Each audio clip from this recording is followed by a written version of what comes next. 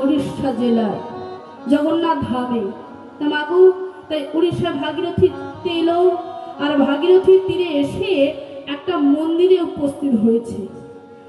একটা মন্দিরে উপস্থিত হয়েছে, আর যেই না একটা মন্দিরে উপস্থিত হয়েছে বাবা, আজকে গৌরচাঁদ নিতাই চাঁদকে জিজ্ঞেস করছে, হ্যাঁ গো দাদা, এই যে মন্দিরটা এটা কার মন্দির, এটা কিসের মন্দিরে দাদা? হ্যাঁ গো মায়েরা, বাবা ঠাকুর, আজকে গৌরচাঁদ নিতাই চাঁদকে জিজ্ঞেস করছে। কেন না, নিতাই চাঁদ গৌরচাঁদ তো জানে না, নিতাই চাঁদ জানে, তাই আজকে গৌরচাঁদ নিতাই চাঁদকে জিজ্ঞেস করছে। ও মায়েরা, আজকে আমার নিতাই চাঁদ আর গৌরচাঁদের এই বয়সটা কতটা বলুন তো? কত দিনের বড় ছোট? আমার নিতাই চাঁদ হলো 11 বছরের বড়, আর গৌরচাঁদ হলো 11 বছরের ছোট। নিতাই চাঁদ শুধু বড় নয়, তিনি আগে সবকিছুটা পরিভ্রমণ করে গিয়েছিল, তিনি দর্শন করে গিয়েছিল। তাই আজকে আমার গৌরচাঁদ নিতাই চাঁদকে জিজ্ঞেস করছে, হ্যাঁ গো দাদা, এই মন্দিরটা কার মন্দির, এটা কিসের মন্দির? যে না বলেছে মা, আজকে নিতাই চাঁদ বলছে, আজকে মন্দির পরিবেশনের কথা বলছে। কোন মন্দির? সাক্ষী গোপাল, সে তো সাক্ষী গোপাল, সাক্ষী গোপাল, সে তো সাক্ষী গোপাল, সাক্ষী গোপাল, সে তো সাক্ষী গোপাল,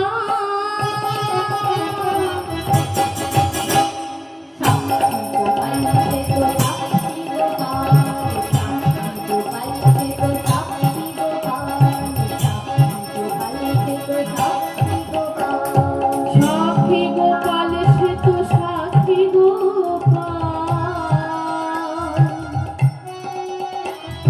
সাক্ষী গোপাল, সে তো সাক্ষী গোপাল,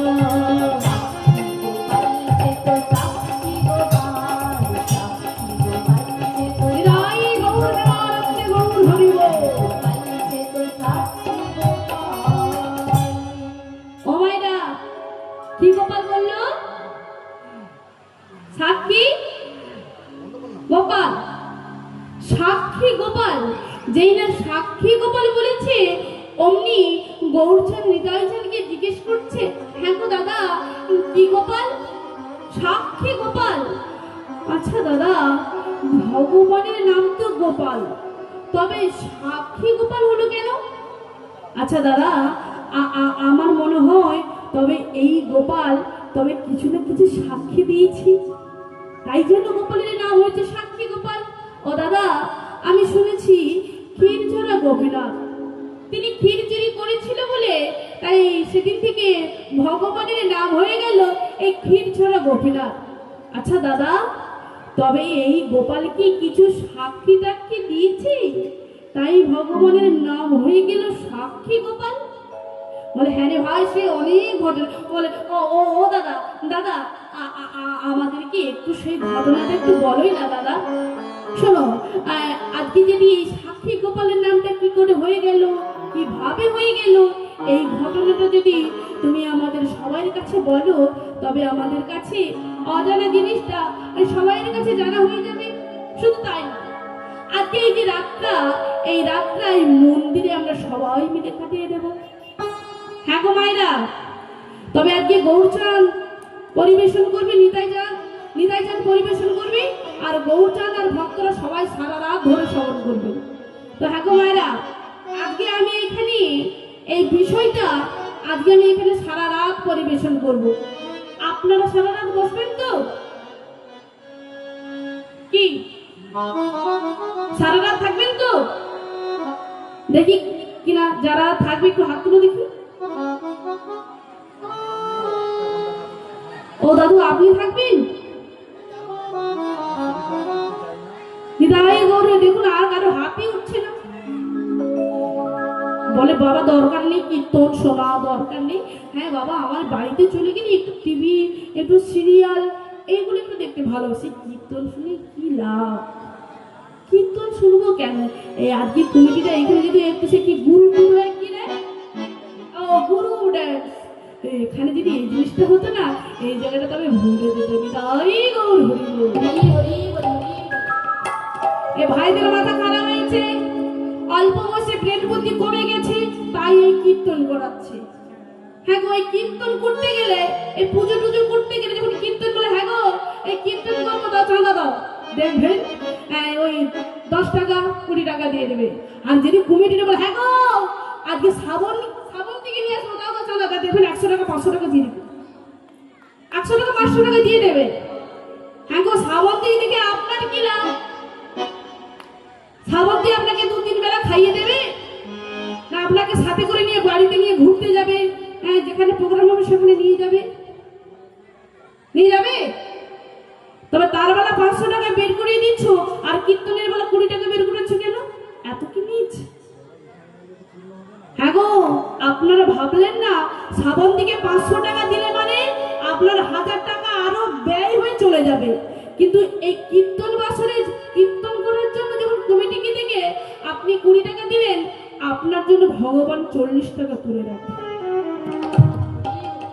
40 টাকা দেবেন, 500 টাকা দিলে ভগবান আপনার 1000 টাকা পাইয়ে দেবে। তাহলে সৎ জায়গায় সৎ মনোভাব নিয়ে খরচাটা আপনি করুন। যেমন করবেন আপনি তেমন ফল পাবেন। নিলে যাবে আর দিলে পাবে। তাই দিতে শিখুন। নিতাই গৌর হরি বল। তাই না গো? 3 ঘন্টা, সারা রাত তো নয়, আর কতক্ষণ বাকি রে? আর 1 ঘন্টা। আর 1 ঘন্টা থাকতে পারবেন না আপনারা? প্রচুর ঘুম পাচ্ছে ঠান্ডার ওয়েদারে। মায়েরা দেখো ঝিমিয়ে গেছে ঘুমা। মানে আসলে কি জানেন তো, এত দূরে আমাকে দিয়েছে, আমি তো আর দেখতে পাচ্ছি না যে বসে বসে ঘুমোচ্ছে না গল্প করছে, যাতে কি করছে। এত দূর থেকে তো আমার চোখ যায় না, তাই আমি কি করে বুঝবো বলুন? যদি আমার সঙ্গে একটু হরিধুনি করে বা একটু কথা বলে, একটু জোরে একটু কথা বলে, তাও না আমি একটু শুনতে পেতাম। কিছুই বলছেন না। থাকবে কি চলে যাবে তাও কিছু বলছে না।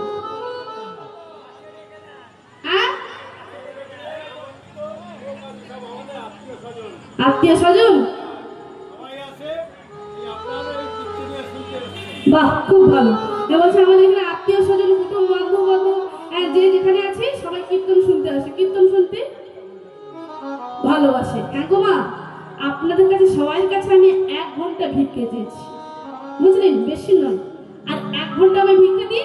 এই 1 ঘন্টার মধ্যে আমরা সব করবো, কেমন লীলা পরিবেশন করবো, লাস্টে আপনাদের জন্য দুটো ভজন গান করবো, আমরা সবাই মিলে একটু নৃত্য করবেন, আনন্দ করবেন, কেমন?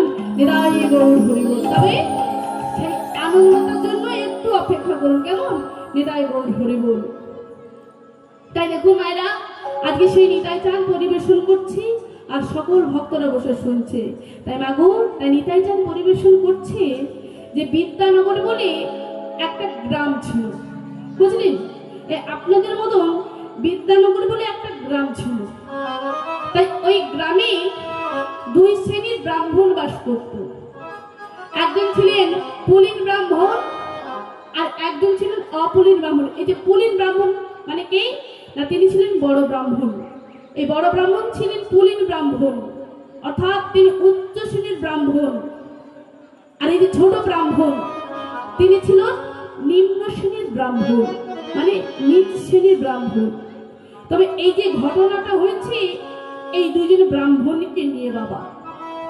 তো হ্যাঁ গো বাবা, এই যে বড় ব্রাহ্মণ, এই বড় ব্রাহ্মণ তৎকালীন যুগে তিনি জমিদার ছিল, আত্মীয় পরিজন, জায়গা সম্পত্তি সব ছিল। হ্যাঁ গো মা, তবে এই যে জমিদার আমরা কাকে বলি? যার জায়গা সম্পত্তি টাকা পয়সা কিছু থাকে না, তাকে আমরা সবাই মিলে জমিদার বলি, তাই তো বাবা? নাকি বলে যার জায়গা সম্পত্তি বেশি থাকে তাকে জমিদার বলা হয়। তাই যে বড় ব্রাহ্মণ জমিদার। হ্যাঁ গো মা, তবে জমিদার হলে কি তার জীবনে সব সুখ, তার আনন্দ না? তাই মাগো দেখুন, এই যে সবাই মিলে আমরা সংসারে বাস করছি, কেউ আমরা কখনো ভেবে দেখলাম না এই সংসার থেকে আমরা কি পাবো? সংসার থেকে আমরা কি পাবো? এত দিন ধরে এত কিছু আমরা সংসারকে দিয়েছি, তবে আমরা ভেবে দেখেছি যে এই সংসার থেকে আমরা কি পাবো? না, কেউ ভেবে দেখি না। তা বাবু, এই বড় ব্রাহ্মণ তিনি তিন ছেলে ছিল, তিনার তিন ছেলে এক মেয়ে, স্ত্রী সবই ছিল, কিন্তু মনে কোনো সুখ ছিল না, মনে কোনো সুখ নাই। কেন না, বড় ব্রাহ্মণের বৃদ্ধ বয়সে একটা বড় আশা জেগেছে। আশাটা কি না, আমার তো অনেক বয়স হয়েছে, তা আমি এই বয়স জীবনে আমি একটু তীর্থ দর্শন করতে চাই। তাই তীর্থ যাওয়ার জন্য বড় আশা হলো, বড় আশা করলো। তাই তীর্থ যাওয়ার জন্য তিনার তিন ছেলেকে ডাকলেন, বড় খোকা, ওরে মেজো খোকা, ওরে ছোট খোকা, আয় আয় বাবা আয়। যেই না ছেলেদেরকে ডেকেছে মা, ছেলেরা যেই না সম্মুখে এসে দাঁড়িয়েছে, অমনি বড় ব্রাহ্মণ বলে উঠলেন, হ্যাঁ রে বাবা, হ্যাঁ রে খোকা, দেখতে পাচ্ছিস আমি তো আর বেশি দিন বাঁচবো না, আমার তো আর বেশি পরমায়ু নেই বাবা, আমাকে তো একদিন এই পৃথিবী ছেড়ে চলে যেতে হবে। হ্যাঁ রে বাবা, এই বৃদ্ধ বয়সে আমার একটা বড় আশা জেগেছে রে বাবা। হ্যাঁ রে, আমি তো তোদের কাছে হাত পেতে কোনো দিনের জন্য কিছুই চাইনি বাবা। তুই বাবা রে, আমার এই জীবনে আমার বড় আশা জেগেছে রে বাবা। হ্যাঁ রে বাবা, বল না তোরা সেই কথাটা আমার তোরা রাখবি, বল বাবা, বল না রে, আমার সেই কথাটা রাখবি। বড় ছেলে বলে উঠবে, হ্যাঁ গো বাবা, এত কিন্তু কিন্তু কেন করছো বলো তো? তুমি পরিষ্কার করে বলো, তুমি আমাদের কাছে কি চাইছো, কি নেবে বলো আমায়। হ্যাঁ রে বড় খোকা, আমি তোদের কাছে কিছু নেব না। হ্যাঁ রে বাবা, আমার এই বৃদ্ধ বয়সে একটু আশা হয়েছে, আমি একটু তীর্থধামে যাব। কোথায় যাবি? তীর্থধাম, তীর্থধামে যাব বাবা। বল না রে বাবা, আমায় নিয়ে যাবি বাবা, বল। সঙ্গে সঙ্গে বড় ছেলে বলল, হ্যাঁ গো বাবা, কোথায় যাবে? তীর্থধামে। তীর্থধামে যাবো বললেই কি যাবা? হ্যাঁ গো বাবা, এই কত রাস্তা, কত পথ হেঁটে হেঁটে যেতে হবে, ওই অত রাস্তা হেঁটে হেঁটে যাওয়ার মতন আমাদের কাছে কোনো সময় নেই। কেন না, তৎকালীন যুগে কোনো যানবাহন ছিল না, তীর্থধামে যদি যেতে হতো নিজের পায়ে হেঁটে হেঁটে যেতে হতো। তাই বড় ছেলে বললেন, হ্যাঁ গো বাবা, তীর্থধামে যাওয়া বললেই কি যাওয়া? হ্যাঁ গো শোনো, আমরা তোমায় কেউ নিয়ে যেতে পারবো না, বিশেষ করে আমি নিয়ে যেতে পারবো না। কেন? আমি খুব ব্যস্ত, আমি ব্যবসাতে খুব ব্যস্ত আছি তো, তাই বাবা আমি তোমাকে নিয়ে যেতে পারবো না। বড় খোকা, তুই আমায় নিয়ে যাবে না বাবা? হ্যাঁ রে, তোকে আমি কত কষ্ট করে লালন পালন করেছি রে, আরে তুই কিনা আমার একটা শেষ জীবনের আশাটা পূরণ করতে পারলিস না রে খোকা। বেশ, তুই যেটা ভালো বুঝেছিস সেটাই করেছিস। হ্যাঁ রে মেজো খোকা, এই মেজো খোকা, এই বল, তুই আমায় কি নিয়ে যাবি তো বাবা? বল, তুই আমায় তীর্থধামে নিয়ে যাবি তো? সঙ্গে সঙ্গে মেজো ছেলে বললেন, হ্যাঁ গো বাবা, আসলে আমি তো খুব কর্মক্ষেত্রে ব্যস্ত থাকি তো, তাই কি জানো বাবা, আমি তোমাকে নিয়ে যেতে পারবো না বাবা, আমায় তুমি ক্ষমা করে দাও বাবা, আমি তোমাকে নিয়ে যেতে পারবো না। মেজো ছেলে না বলেছে, এলো কার কাছে শেষে? ছোট ছেলের কাছে। আরে ছোট ছেলেকে যেই না বলেছে বাবা, ছোট ছেলে বলছে, বাবা গো, আমার তো ছোট ছোট ছেলে মেয়ে আছে। হ্যাঁ গো বাবা, আমার ছোট ছোট ছেলেদেরকে তোমার বৌমা ঠিক করে ওদেরকে লক্ষ্য রাখতে পারবে না, তাই বাবা আমায় তুমি ক্ষমা করো গো বাবা, আমি তোমাকে না নিয়ে যেতে পারবো না, আমায় তুমি মাফ করো। ছোট ছেলে, হ্যাঁ রে বাবা, এটাই কি তোদের কাছে আমার পাওনা ছিল বাবা? এটাই কি তোদের কাছে আমার পাওনা ছিল? আমি ভালো করে তোকে খেতাম না, আমি ভালো পোশাক জীবনে পড়তাম না, আমি অর্থগুলোকে জমিয়ে জমিয়ে তোদেরকে আমি বড় করে তুলেছি।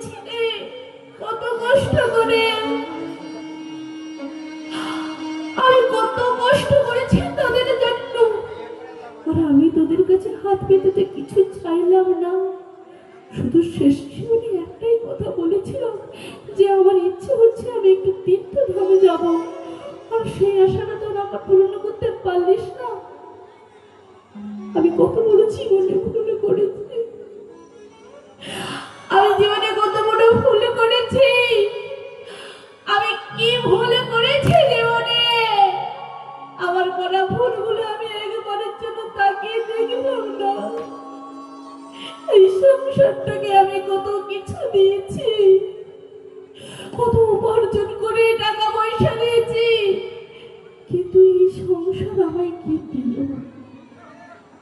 এই সংসার আমায় কি দিল? এই সংসার তো আমার শুধু দুঃখ কষ্ট ছাড়া আর কিছু দিল না। হ্যাঁ গো বাবা, এই সংসারে আপনারা সবাই বাস করছেন, কিন্তু ভেবে দেখুন তো বাবা, এই সংসার থেকে, এই পরিবারের কাছ থেকে আপনি কি পাবেন? আপনার জন্য কি অপেক্ষা করছে? তা বাবা, সংসারে বাস করুন, ত্রিপুত্র সবাইকে নিয়ে সংসার করুন। সংসার করতে করতে সংসারের বেশি মায়ায় জড়াবেন না। আর সংসারের বেশি যদি মায়ায় জড়িয়েছেন, তবে আপনার জীবনে দুঃখ কষ্ট ছাড়া আর কিচ্ছু পাবেন না আপনি। হ্যাঁ গো মা, কেমন করে না একটা পদ্ম ফুল কোথায় ফোটে বলুন তো? পাকের ওপরে তো। তাই এবার বলুন তো বাবা, ওই পদ্ম ফুলের গায়ে কি পাক লেগে থাকে? লেগে থাকে না। যেমনি একটা পদ্ম ফুল পাকে ফোটে ঠিকই কথা, পদ্ম ফুলের গায়ে যেমন পাক লাগে না, তেমনি এই সংসারে আমরা সবাই বাস করছি, সবাইকে নিয়ে সংসার করছি, কিন্তু সংসারের মায়াই বেশি জড়াবো না। আর সংসারের মায়ায় যদি তুমি জড়িয়েছ, তবে পরবর্তী জীবনে আপনার কপালে দুঃখ কষ্ট হতাশা বিরহ জ্বালা যন্ত্রণা ছাড়া আর আপনি সংসার থেকে কিছুই পাবে না। নিদাই গৌর প্রেমানন্দে গৌর। তাই বাবা, তাই বড় বিপ্র বাড়িতে বসে বসে কাঁদছে, ছেলেরা নিয়ে গেল না। আর এদিকে যে ছোট বিপ্র বাবা, এই ছোট বিপ্রের আত্মীয় পরিজন কেউ ছিল না। আপন বলতে কে ছিল না? একটা গোপাল।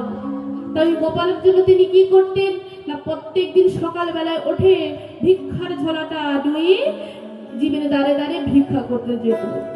আর ভিক্ষা করে যাহা কিছু পেত, ওই গোপালকে ভোগ গ্রহণ করে ভগবানকে ভোগ দেওয়ার পর প্রসাদটা তারপরে নিজে সেবা করত। তাই আজকে প্রত্যেক দিনের ন্যায় আজকে কি করেছে? স্নান করেছে। আর স্নান করার পর তিনি কি করেছে? ভিক্ষার ঝোলাটা নিয়েছে, তাই জীবের দ্বারে দ্বারে ভিক্ষা করতে